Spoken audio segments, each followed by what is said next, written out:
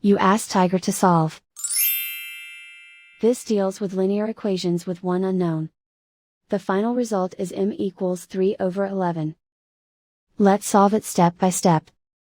Simplify the expression. Group like terms. Simplify the arithmetic. Group all constants on the right side of the equation. Add 3 to both sides. Simplify the arithmetic.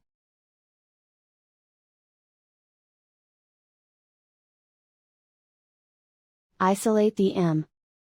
Divide both sides by 11. Simplify the fraction. And so the final result is m equals 3/11.